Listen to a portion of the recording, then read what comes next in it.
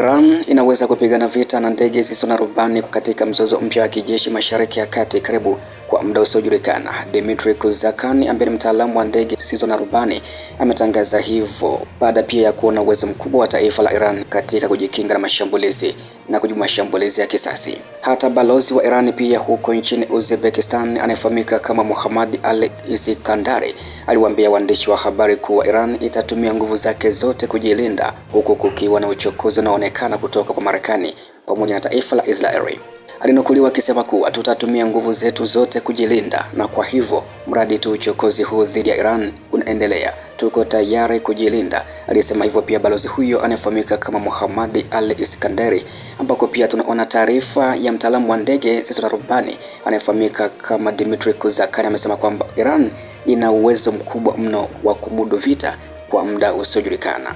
Na hadi muda huu pia katika saa 48 zilizopita vikosi vya jeshi la Iran vimeshambulia angalau kambi 9 za kijeshi za Marekani huko Mashariki ya Kati, ambako baada ya kupitia picha za satellite, kituo hicho kilihitimisha kwamba mashambulizi hayo yaliweza kulenga vituo 4 vya kijeshi huko Kuwait, 2 katika Falme za Kiarabu na kila kimoja nchini Iraki, Bahrain pamoja na huko Katari, ambako pia imebainishwa kuwa wakati wa shambulio kwenye kituo cha 5 cha jeshi la wanamaji la Marekani huko Bahrain, kuba 2 za rada za kituo cha mawasiliano cha satellite na ghala ziliweza kuharibiwa kabisa na mashambulizi ya Iran.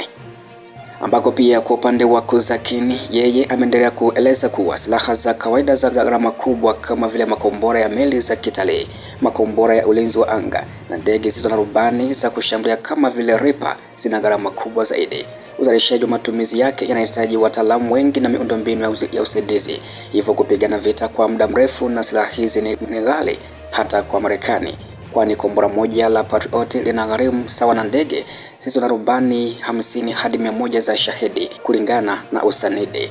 Uchumi kama kawaida ndiyo silaha kuu ya vita yoyote, na hapa iko upande wa Iran, kwani Irani sasa inaweza kupigana vita na ndege zisizo na rubani kwa muda usiojulikana. Kuzakin amesema hivyo.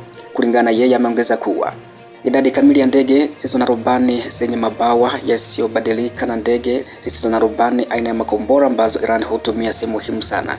Jambo kuu ni kwamba imejifunza kuzindua mashambulizi magumu ambayo wakati mmoja yalikuwa alama ya mashambulizi ya Urusi dhidi ya Ukraine. Nitafichua siri mbaya ya kijeshi, au tuseme nitaondoa dhana potofu ambapo makombora si kategoria tofauti ya kiteknolojia, ni aina moja ndege zisizo na rubani kama ndege zisizo na rubani za Shahedi au FPV.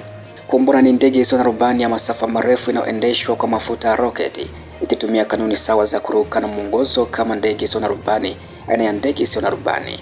Kwa upande wa muundo si tofauti, zote zina kidhibiti cha ndege, program, vitambuzi na viendeshaji, mtaalamu huyo ameeleza hivyo. Kuzakin anaamini kwamba nchi 3 yani Urusi, Ukraine na Iran zimejua sanaa ya vita chini ya sheria mpya, ambako katika vita vya kisasa jambo kuu ni kuweza kuijua ligi ya 3 ya teknolojia, kisha unaitumia kwa kila kitu kilicho ndani yako. Na tayari Urusi, Ukraine na kama ilivyotokea Iran imejua vita chini ya sheria mpya, na bila shaka Urusi ndiyo kiongozi katika mbio mpya za silaha, mtaalamu huyo alisema hivyo. Kauli ya kwamba Iran inaweza kupigana vita vya muda mrefu usiojulikana kwa kutumia ndege ambazo hazina rubani yani drones ni hoja yenye uzito mkubwa katika muktadha wa vita vya kisasa. Sasa tutazame kwa mkakati wa Iran, hasa katika uwezo wa kumudu vita vya muda mrefu, yani vita ambavyo havijulikani kwa kutumia ndege zisizo na rubani. Katika miaka ya hivi karibuni Iran imewekeza sana katika teknolojia ya drones kama vile Shahedi 136 ambazo ni za gharama ndogo, lakini zina uwezo wa kusafiri umbali mrefu na kulenga miundombinu muhimu. Hizi si ndege za kisasa za gharama kubwa kama MQ-9 Reaper, bali ni silaha za asymmetric warfare, yani vita visivyo na usawa moja kwa moja wa nguvu. Iran imejifunza kwamba iweze kushindana moja kwa moja na Marekani au Israeli katika anga kwa kutumia ndege za kivita za kizazi cha 5. Badala yake imechagua njia ya kuzalisha kwa wingi drones za bei nafuu, kuzitumia kwa makundi ili kuzidi uwezo wa ulinzi wa anga, kulenga miundombinu ya mawasiliano, rada na maghala. Mkakati huu unalenga kumfanya adui atumie makombora ya gharama kubwa kujilinda dhidi ya shambulio la bei nafuu. Mtaalamu Dmitry Kuzakin amesisitiza hoja kwamba uchumi ndiyo silaha kuu ya vita. Hapa kuna mantiki muhimu, hasa kombora moja la MIM-104 Patriot inaweza kugharimu mamilioni ya dola. Drone moja ya Shahidi inaweza kugharimu sehemu ndogo sana ya gharama hiyo. Ikiwa adui atalazimika kutumia Patriot kuangusha kila drone, basi kiuchumi atachoka haraka. Hii ndiyo vita ya uchovu wa kifedha. Iran haitegemei kushinda kwa nguvu za haraka, bali kwa kuendelea kuchosha mfumo wa ulinzi wa adui kwa muda mrefu. Lakini je, Iran inaweza kweli kupigana kwa muda usiojulikana? Hapa ndipo uchambuzi unahitaji uwiano. Kwanza tuanze kwenye uwezo halisi wa kudumu kwa nchi hii. Iran ina faida kadhaa. Iran ina viwanda vya ndani vya kuzalisha drones. Imewekeza katika uhandisi wa ndani licha ya vikwazo vya kiuchumi.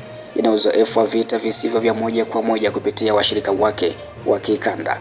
Hata hivyo, kuna changamoto pia, hasa vikwazo vya kimataifa vinaathiri upatikanaji wa vipuri vya hali ya juu kama microchips na sensa za kisasa. Miundombinu ya uzalishaji inaweza kulengwa na mashambulizi ya kijasusi au anga.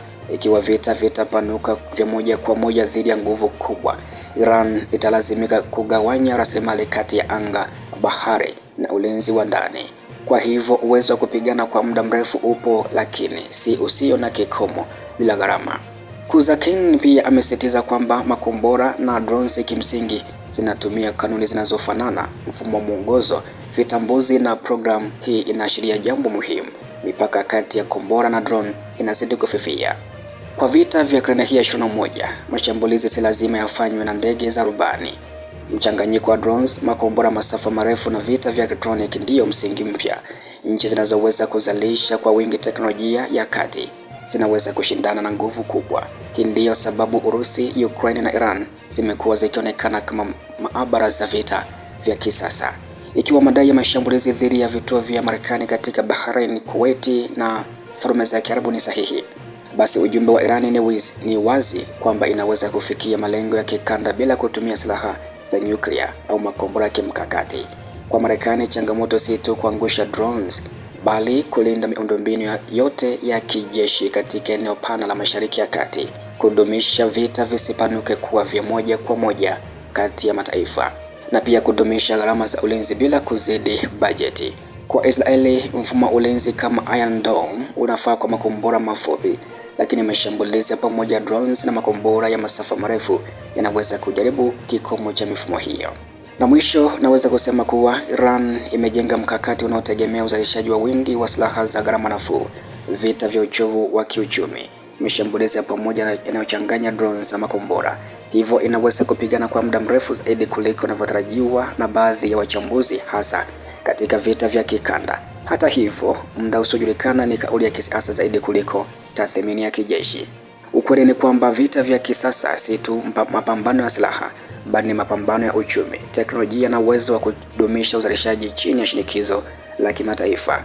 Iran imejiweka vizuri katika eneo la drones, lakini uwezo wake wa kudumu utategemea sana uimara wa uchumi wake na kiwango cha ushiriki wa nguvu kubwa katika mzozo huo ambao pia kwa sasa inashiriki nao, hasa Israeli pamoja na nchi ya Marekani.